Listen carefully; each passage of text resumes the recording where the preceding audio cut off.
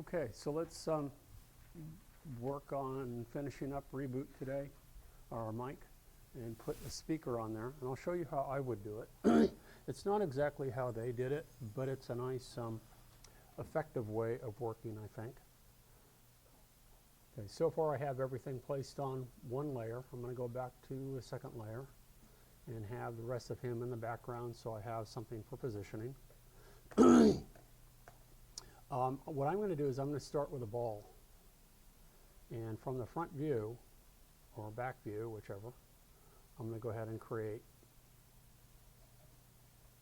a sphere. Notice the orientation of it too.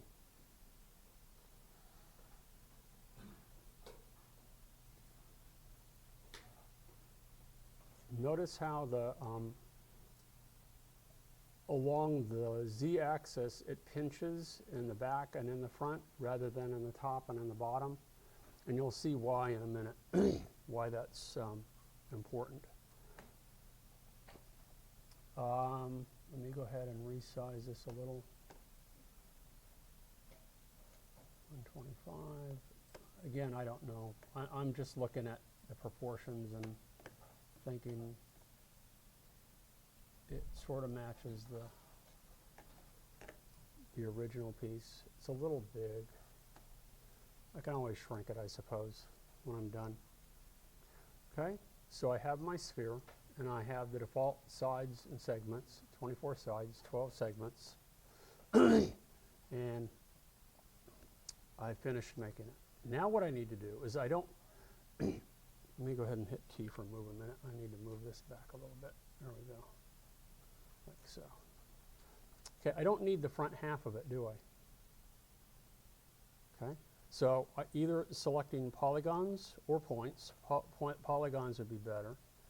If I right click or command click, I can drag around like so and lasso those polygons.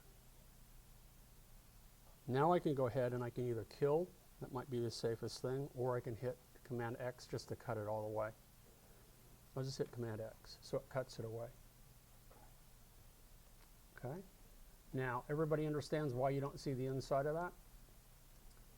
Because by the, Can't hear. Not double-sided. Right. And I don't need it to be double-sided. But what I am going to do, though, is I still need a surface on there. So I'm going to switch from polygons to points. And I'm going to right-click, and I'm going to select just this group of points along the edge. Now, I know I told you when you select points and you turn it into a polygon, they need to be selected in order. And typically, when you do it this way, it works pretty well. That it will just select them and know that it's the correct order. So if it doesn't, then you will have to hand select them point by point and go either clockwise or counterclockwise. So to turn this into a polygon, turn these points into a polygon, or to create a polygon, what key do I hit now? P for poly, right? Now, if you do not, when you do that, if you don't see the polygon, it's probably flipped the other way. So with the polygon selected, switching back to polys, selected, notice how the surface normal is facing out. That's how I want that to be. If it isn't facing out, then it's flipped the other way. And select the polygon and just hit F for flip, and it will flip it the other way around anytime that happens.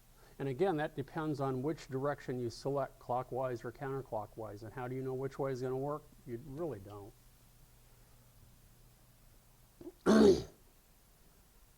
Okay, now I'm ready to build the rest of the speaker, and I want you to just watch how I do this.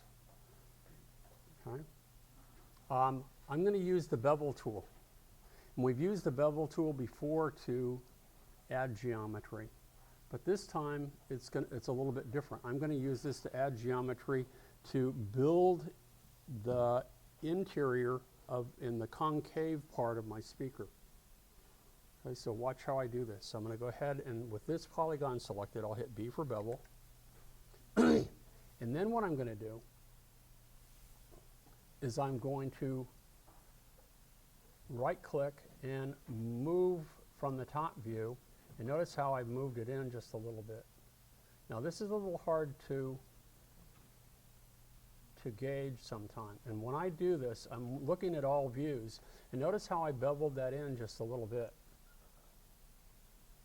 Now I'm going to right click again, and by right clicking what I'm doing is I'm applying bevel again. So I'm adding geometry, little sets of polygons to gradually build in the sides and then build in the concave part of my speaker. So I'm going to go ahead and hit right click again, and sometimes it's a little difficult controlling this guy. So I pulled it in a little bit. Now I'm going to hit right click again, and I'm going to move it in this time. Notice how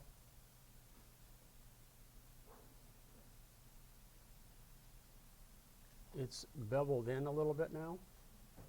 Now I'm going to hit right click again, and I'm going to move it in and move my mouse again to the left a little bit so it makes it a little bit more concave.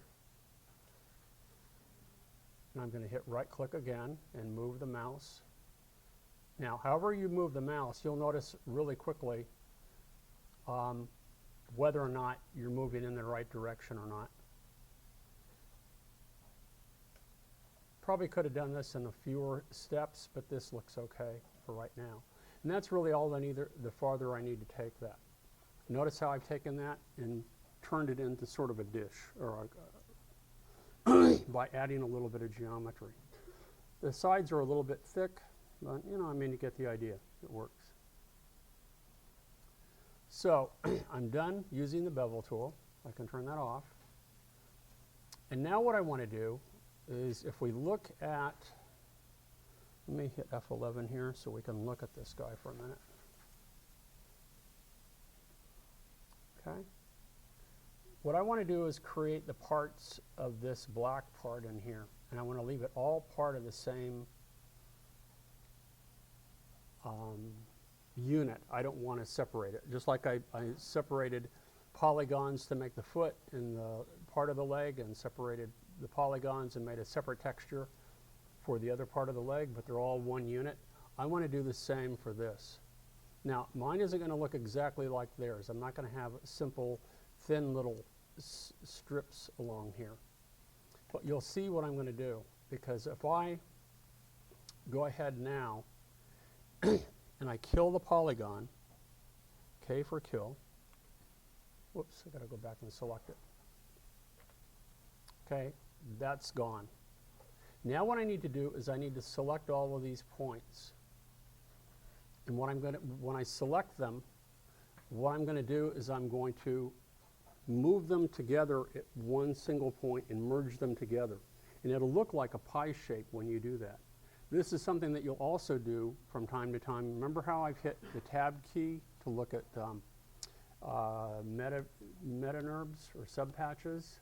And it says that it can't do it because there's some polygon or polygons in there that exceed the 3 or 4 point limit. Well, that's usually the disk. So to eliminate that, I can remove that 12-pointed or 24-pointed polygon. I'll take all those points, move them together into a single position, merge them into a single point, and then it'll look like it's pieces of a pie that are cut up, these little slices. So I no longer have the problem with the subpatches, and what I can also do, having those polygons, those little wedges, I can make each of those polygons a separate surface. So now the tricky part is here, is selecting all my points. So I'm going to go ahead and hit the 0 here, and I'm going to zoom in and try to zoom in so I can select and switch to points. Make sure those are deselected, and I want to select these right along the edge here. So I just clicked and dragged along there. Did everybody see how I did that? So now all of these are selected. Now what I want to do is I want to make sure that under mode, make sure that action center is center of selection. And then from the front view, from perspective view, it really doesn't matter. What I can do is I can go to modify, and I can select size. Now when I move these together, notice what happens. See how they all move together into a single point? Now if I overdo it a little bit, it looks a little bizarre. So I'm going to move back a little bit. There we go. That looks pretty good. So I brought all of those together and merged them into one point. Now I hit M for merge. And this is the part that I'm going to leave it automatic, and we'll see if it works. If it eliminates 23 points, I'm A-OK. If not, I will undo and I'll move it again until I get them all to, because what I'm doing when I selected, to move from center of selection, and I resized it, I moved all of those points around there into one single point into the middle. So you have 24 points that are sharing the same point in space. Then when I merge points, what it does is it eliminates all of the extraneous ones, the other 23. And that's what I'm hoping for. If I click here, it says no points eliminated. So that's no good. So I'm going to undo, and let's try it again. I'm going to go ahead, let's see from the front view. Let's move it in again. I'm going to try.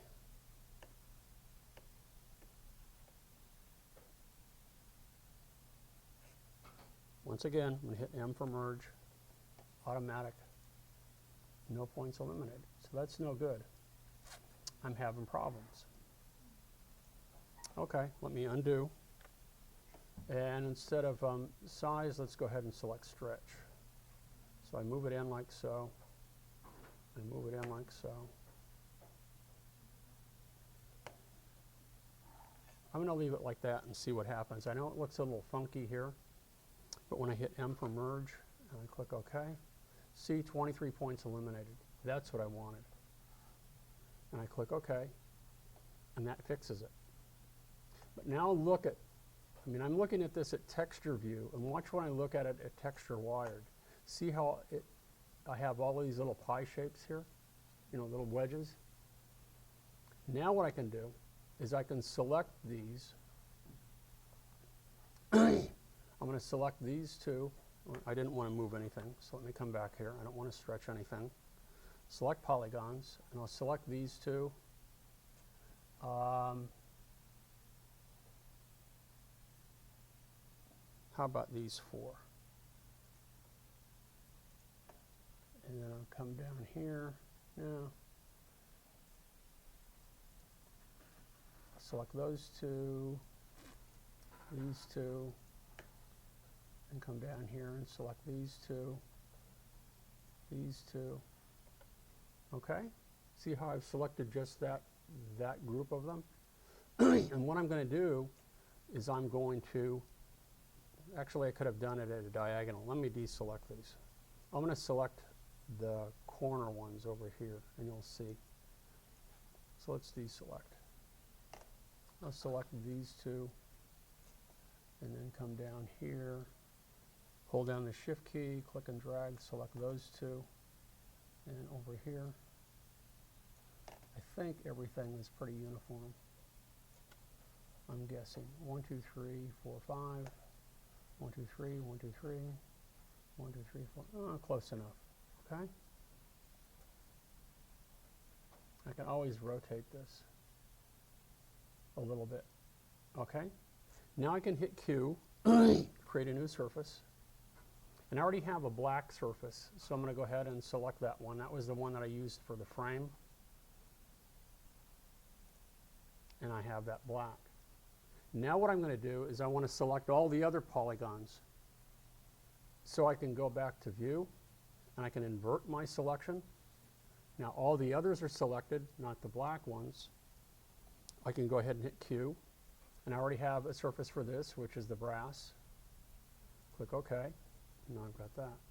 Now what I need to do is create a little, it could be just a little sphere, a little squish sphere for the center of that, which is what this little thing is right here, a little flattened sphere. Okay. Actually, I did that wrong, didn't I? Let me, Okay. Okay. Let me go back and select the other polygons. Let's deselect all these.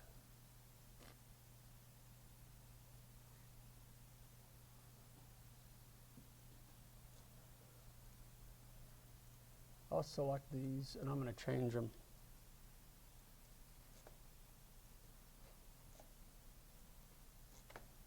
Hit Q, and I want to switch from brass to, yeah, you want to switch to brass. Click OK, so now they're switched. Deselect the polys, and let's do that again. Okay, so if I highlight the top 4, we do that maybe. How about the bottom 4? We got that, and I have 4 over here. And then 4 over here.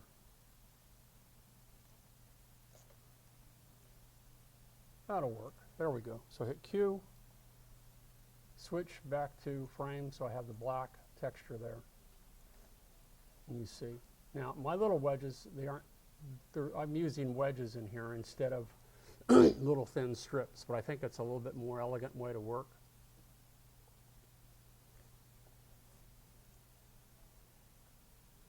Now I can go ahead and put another little sphere in there so that I have my little top part in here. So let's go back to sphere or ball or whatever you want to call it, and we'll click from front view, make it about like so.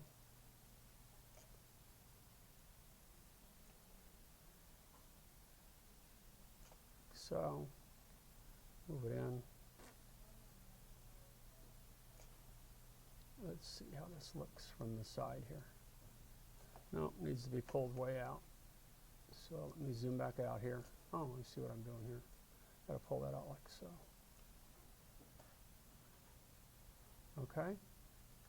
So that's that little part of the piece that I'm creating here. Q. I'm going to go ahead and make this brass. Oh, no, no, no, no, no. Okay, let's do it this way then. Let's go ahead and click a couple of these polygons. Whoops, didn't want to do that. Select a few of these polygons and then go to View, select Connected. So I have all of that sphere connected. If I want to cut the rest of that sphere out of there, I can. I don't need that. But sometimes it's just as easy to overlap parts a little bit. It's not the end of the world. They're not being animated or anything. There we go. So let's go back to textured like so. So I have my little speaker here. Okay.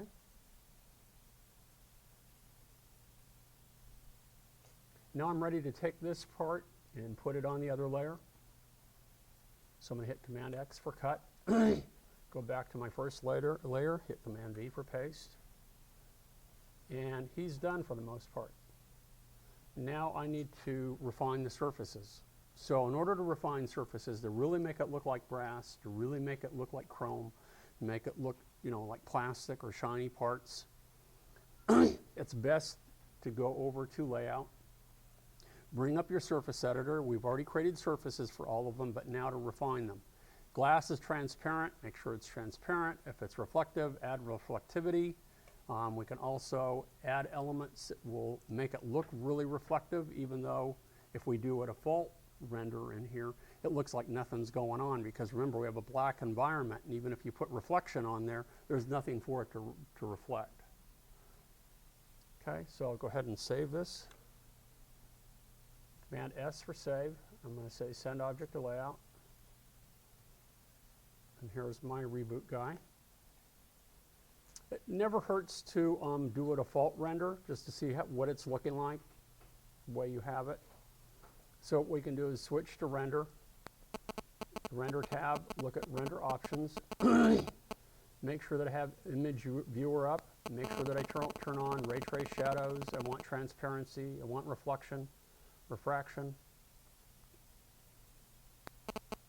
Okay.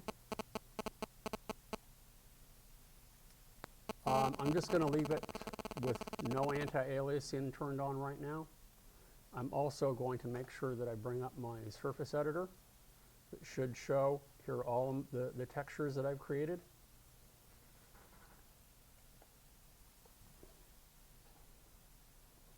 Okay, let's do a test render and see what we have here.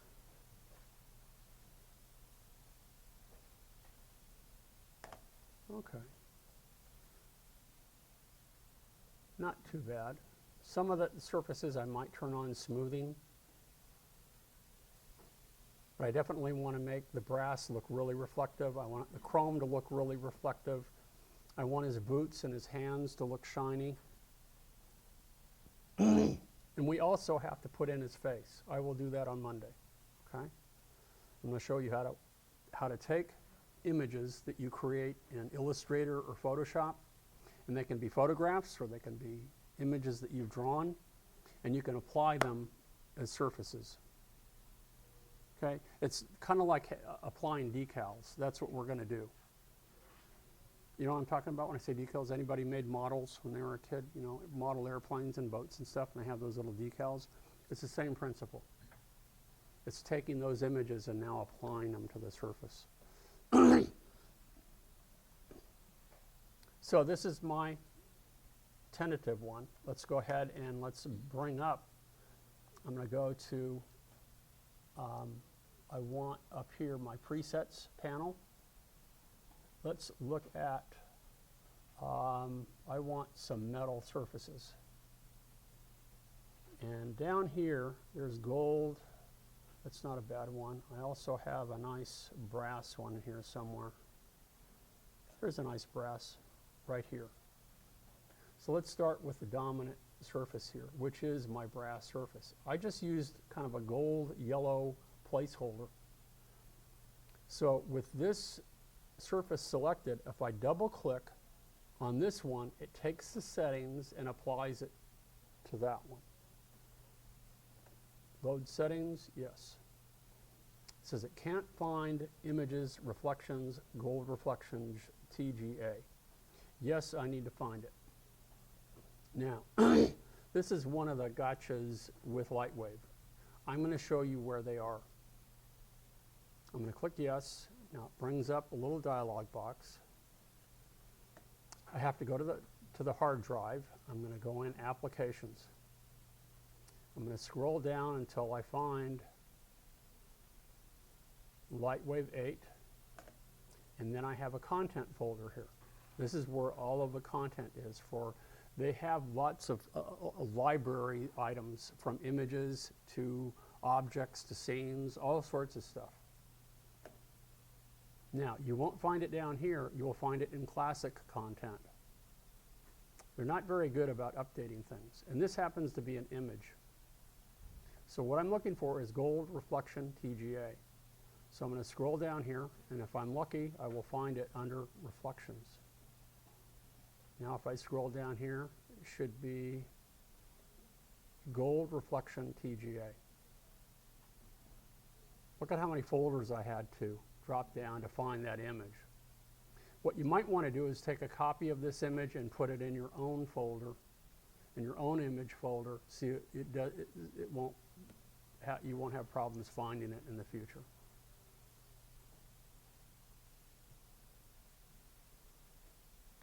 Again, I'm going to do another render just to see what this thing looks like.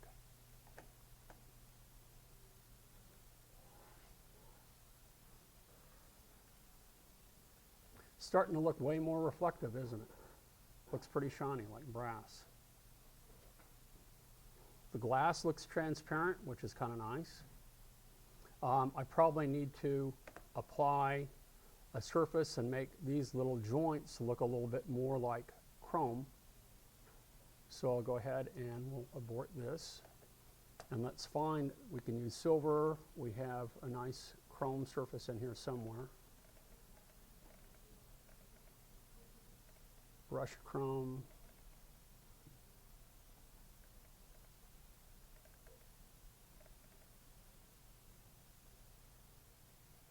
I'll use this one right here. Let's make sure that chrome is selected. I'm going to double click on this one. I'm going to load the settings. This doesn't look really reflective. This gives you a preview based on the environment and the lighting that you have in here of what it's going to look like. It just looks like shiny rubber, doesn't it? Why do you think that is? It looks like chrome over here, but as soon as I bring it over here and I apply all of those settings, it doesn't look reflective. Huh? Okay, that's a good point. Let's go ahead and render it and see what happens.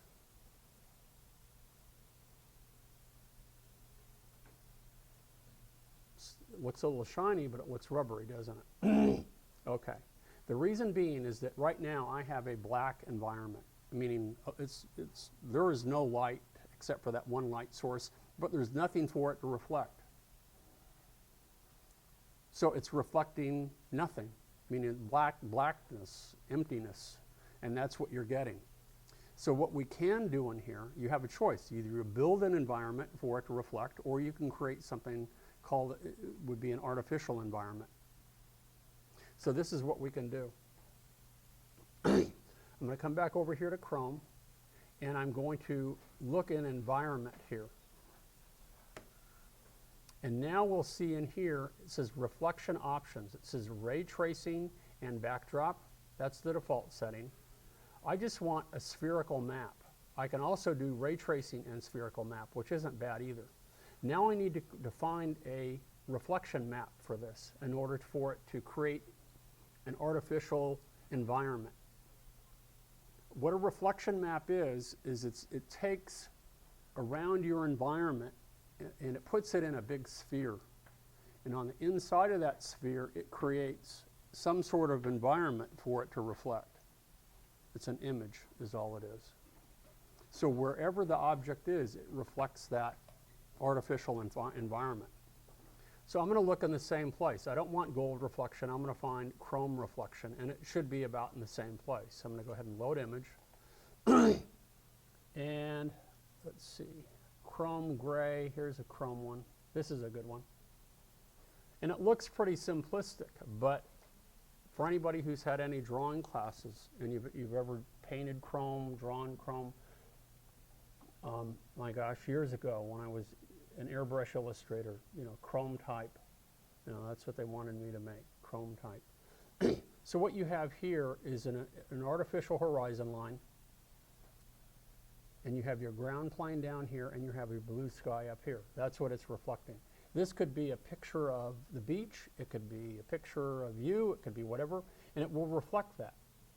It doesn't have to be this. I'm creating sort of a generic look for chrome. So I'll go ahead and open that image, and now notice what it's going to look like.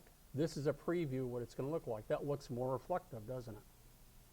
So let's go back, and before I do any more, I want to test it because I want these joints to look a little bit more reflective. So let's go ahead and render frame. Much better, much better. See how they look really reflective now?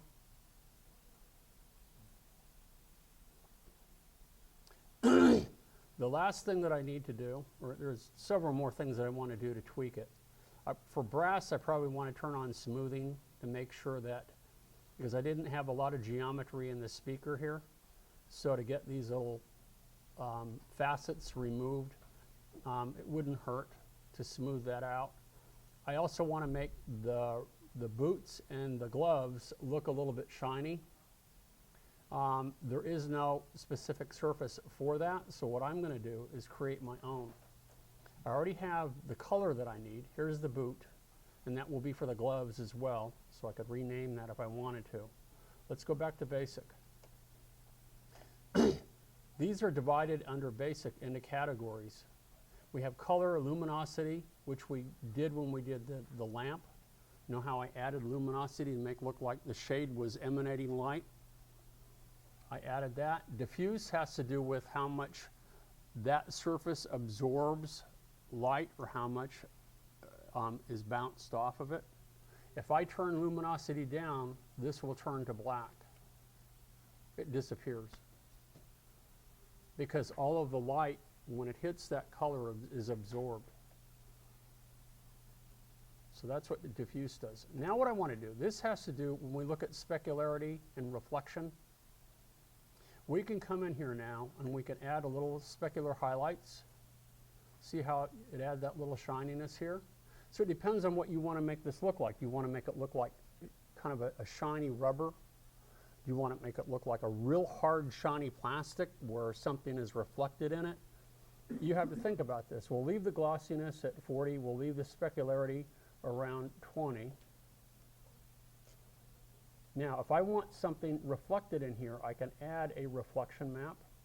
And notice that there is no reflectivity here now. I mean, I could have it reflect anything. It doesn't matter what it is. I can use a picture of something to reflect. I'll go ahead and turn up reflection just about 10%, 15%, and you don't see anything here. So again, what I need to do is I need to click over here under texture. And what I'm going to do is to have this something be reflected in here. And I already have an image. I can use the chrome, I can use the gold reflection, and it will, I want to make sure that repeat is reset. I don't want that to be x-axis. So let's use automatic sizing. Let's see what I get here. No, really don't get anything. So to really show you something a little bit different, I'm going to bring something else in. I'm going to bring in an image, show you how it can be reflected in those surfaces. I'm going to load another image. Let's go back over here for a minute into the hard drive. Let me go back a minute. That's reflections. I'm going to go back to images. I'm going to scroll down here under landscape. And what if I have, how about river? Nope. Mountains, leaves. Got all kinds of stuff in here. How about the dunes sphere? We'll do that. Okay. So I'm going to open up dunes sphere. Okay. It doesn't look like much in here. It doesn't change it really much at all. So what I'm going to do instead is I'm going to come back. So this isn't working. I'm going to hold down the shift key and remove this here. And I'm going to go back to environment. And instead of using, again, the default ray tracing and backdrop, I'm going to use spherical map and ray tracing, and I'm going to load the dune sphere. Now notice in there how much shinier that is by adding that. You can actually see some of that dunes being reflected in there. So I'm creating an artificial environment for this to be reflected. Let's go ahead and render this again. See what we get here.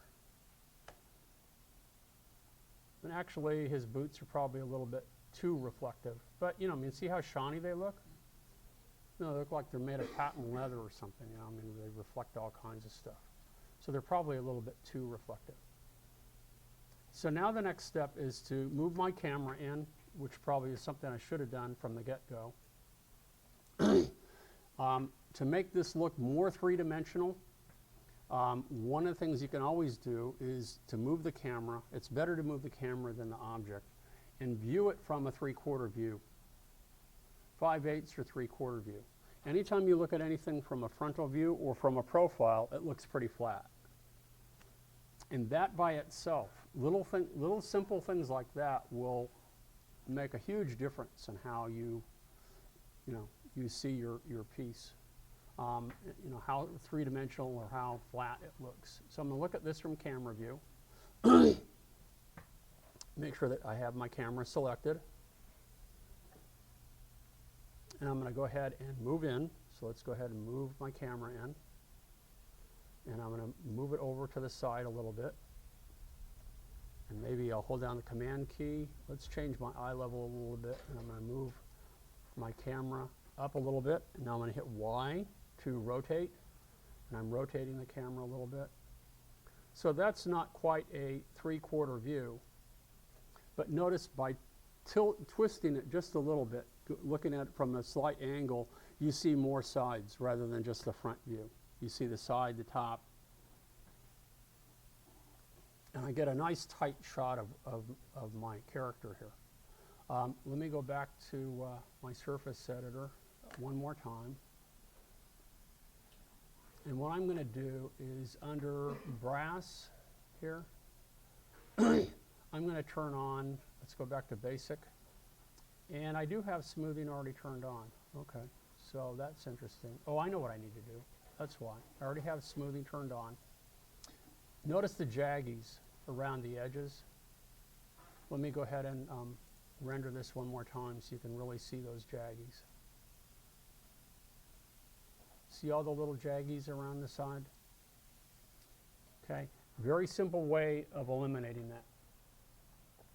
To eliminate that, you have to go into the camera properties, and we're going to turn on anti-aliasing. And what anti-aliasing will do is it will blend the pixels from one edge to, from one edge of color to another, and it takes that out of there. You don't need to apply all that much. So what we'll do here is make sure that camera is selected down here at the bottom. Click on properties, and you'll see down here it says anti-aliasing currently is set to none. If I click here, I can use 5 passes, or I can use the classic enhance low, and that would be plenty. For your final project, you might want to go all the way up to maybe medium, or maybe 10 passes. But for right now, we'll compare these and see notice the difference. If I render the frame again, you'll see all these little jaggies go away.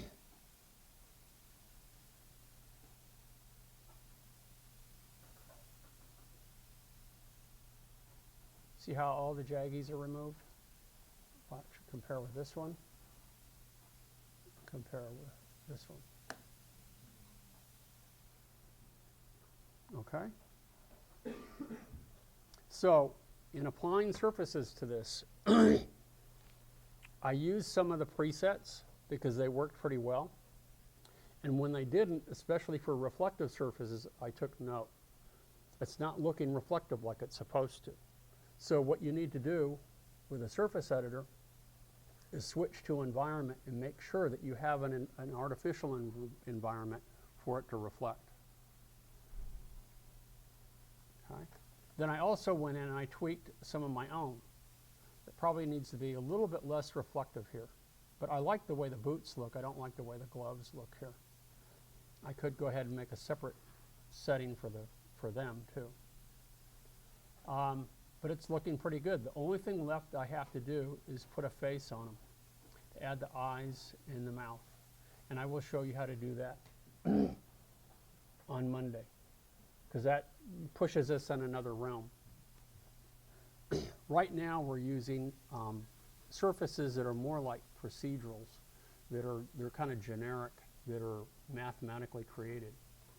But at a later date, when you want, for example, an object to look just like wood, I mean really wood grain, and you want maybe either a smooth surface or a bumpy surface, like it's weathered wood, or you want it to look like it's been highly polished and varnished, the best thing to do is to start with a photograph of the wood. And that can serve for a number of things. When you do your toy, and that's what I really want us to focus on in that assignment, is that if you see lettering on the side of the toy, you see little logos that say Mattel and things like that, that you either get photocopies of those images, and we'll edit them in Photoshop, and then we'll bring them into Lightwave, and we'll apply them just like little stickers. And those little details, applying those sorts of things, the realism of surfaces really brings this stuff to life. Really, really, really brings it to life. As I said, there's a couple of things that I don't like about my guy. The forearms are too long. I thought I had saved this. This little joint here needs to be switched to chrome. But otherwise, not too bad. It looks pretty good. Okay, proportions look pretty good. Speaker, parts of it are a little clunky, but it works pretty well. Okay? Everybody set? Okay, I'll leave that up. And if you have questions, please let me know.